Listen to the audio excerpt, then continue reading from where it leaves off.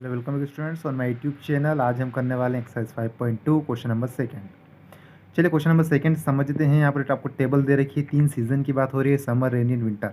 Question को समझते हैं। क्या अ ग्रुप ऑफ 360 पीपल, देखिए यहाँ पर कितने लोग हैं, ओवरऑल आपको पीपल की बात करना है। यहाँ पर 360 पीपल हैं। यहाँ पर we are asked to vote for their favourite season from 3 season, rainy, winter and summer. इन 360 लोगों से क्या किया गया, यहाँ पर वोट डलवाया गया।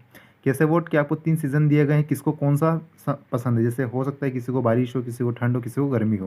तो यहाँ पर इतने लोगों ने किया, समर 90 लोगों को पसंद है, रेनी 120 लोगों को, विंटर 150 लोगों को। इनके वोट हैं यहाँ पर टेबल में हमें दिया गया है। हमें 3 क्वेश्चन पूछे गए, आपको इन 3 क्वेश्चन के जवाब देना है, आपको आंसर देना है। चलिए देते हैं। विच season goat the most votes, पहले तो आपको बताना है किस सीजन को सबसे ज़्यादा वोट्स मिले थे। यहाँ पर विंटर सीजन को। तो यहाँ पर पहले का आंसर क्या हो जाए आपका, winter season got most what. चलिए सेकंड क्वेश्चन क्या, find the central angle of each sector. अब आपको क्या फाइंड करना है, इनका एंगल फाइंड करना है। चलिए थोड़ा सा समझा देता हूँ मैं, सेंट्रल एंगल होता है क्या है।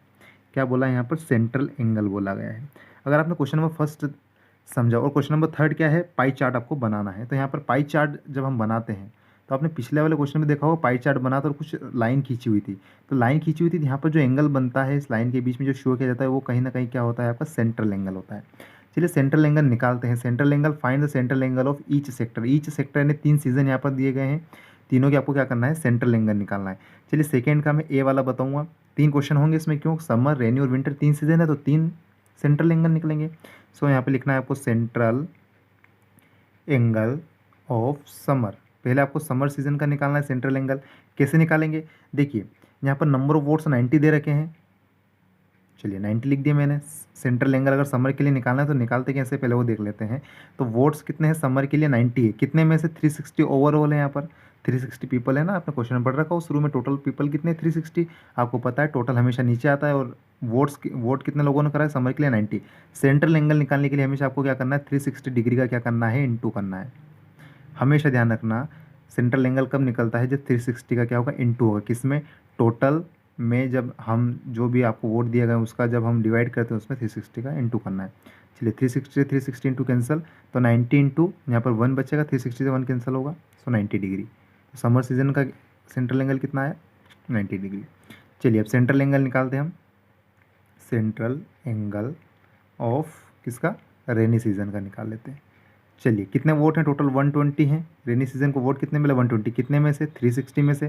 सेंट्रल एंगल निकालने के लिए आपको क्या करना है, 360 डिग्री का इंटू करना है। 360 से 360 1 टाइम कैंसल, 120 इंटू 1, 120 डिग्री। चलिए सी वाला समझते हैं क्या है, central angle of winter season है, विंटर।